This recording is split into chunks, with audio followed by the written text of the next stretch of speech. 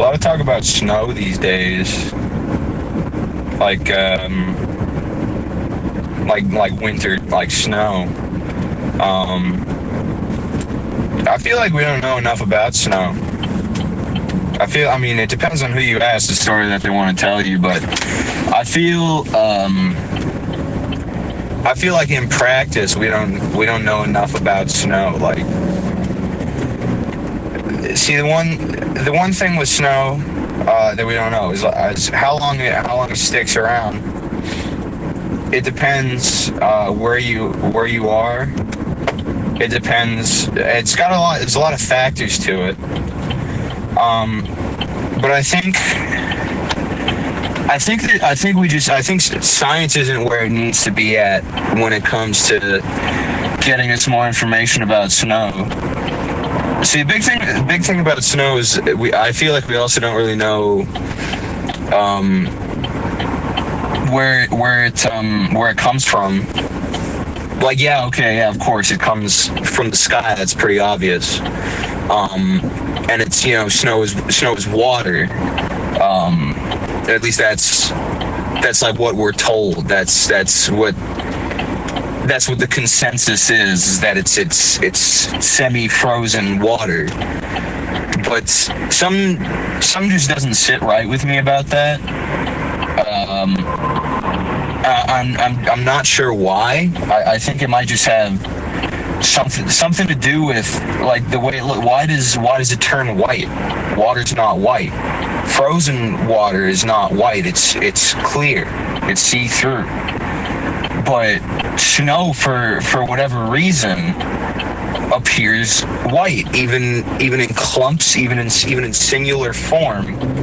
It's white, and I'm not quite sure why. It leads me to believe that there's something missing from the formula on what the makeup of snow is.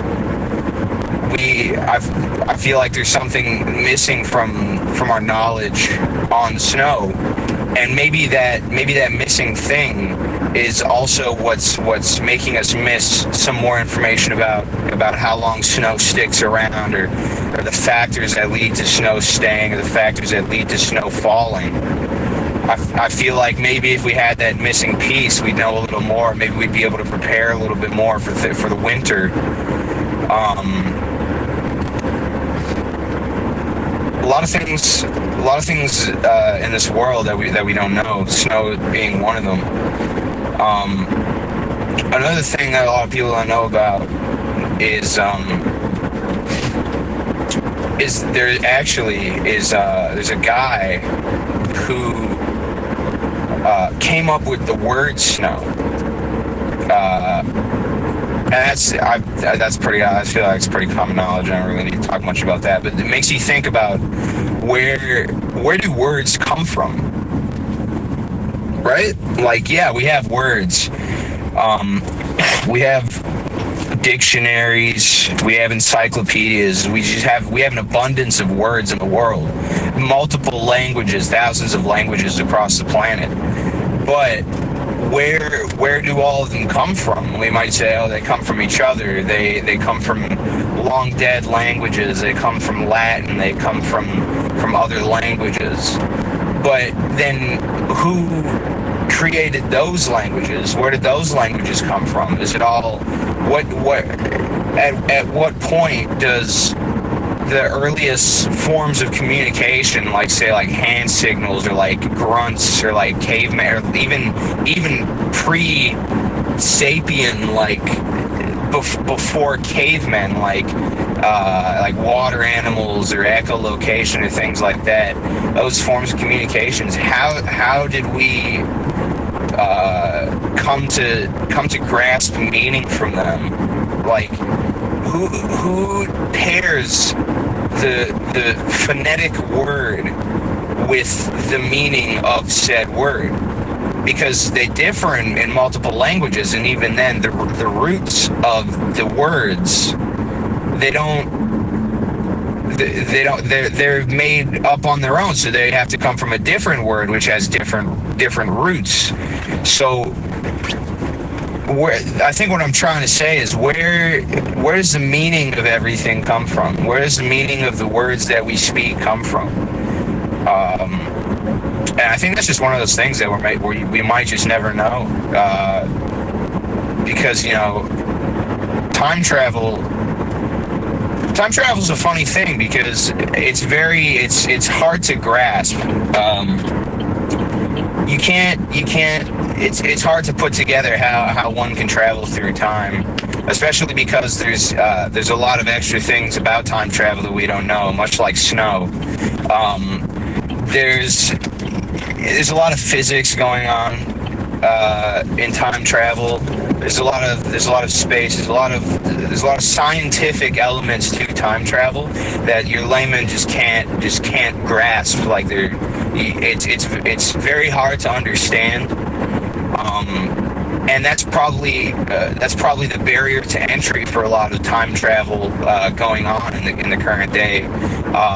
So, science, technology, they're both advancing at insane paces, but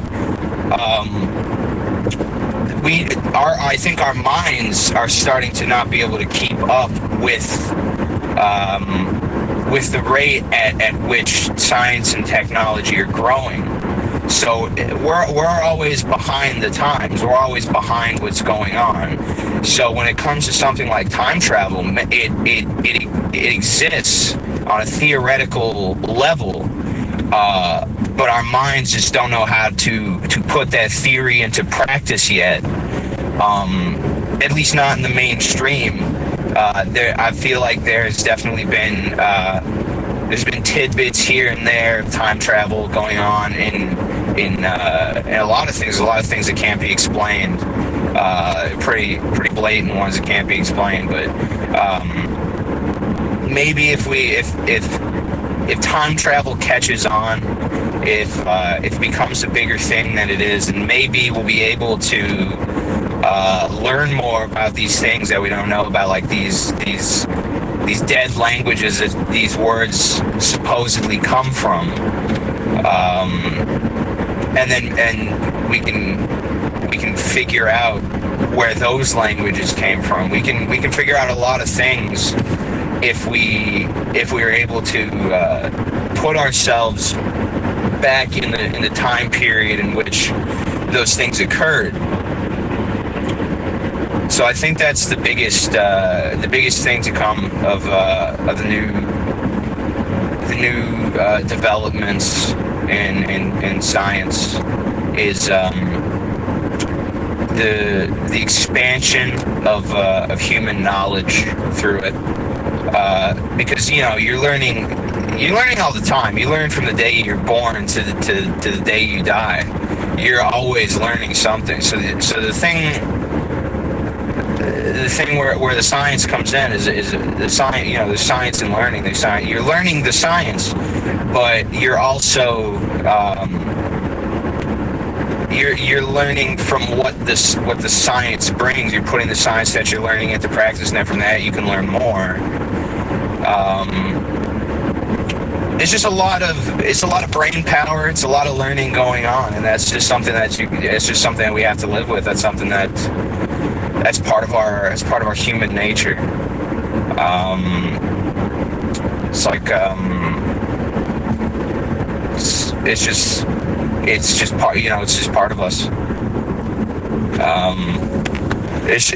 As people, you always everyone has a knack for something, and everyone, though, no matter who you are, has the ability to learn. It's just wired into us. See, the funny thing about that phrase is that you might think humans don't have wires. That's like an electronic thing. That's electricity. Things, power carries current, things like that. But there's a lot of comparisons to be made there to people biologically. There's a lot of wires in us. Not the copper kind, obviously. that's quite frankly ridiculous to think. But if you look at something like the nervous system, it's basically a bunch of electrical wires running inside of us. Odd thing, why they call it the nervous system. I don't know if anyone's ever talked about that. Why they call it the nervous system.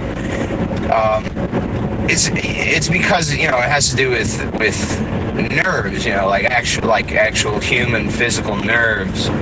But then how did it also come to mean nervous as in anxiety, as in feeling? It comes back down to the history of language, and maybe one day we'll figure out why I'm so nervous. I love audio podcast.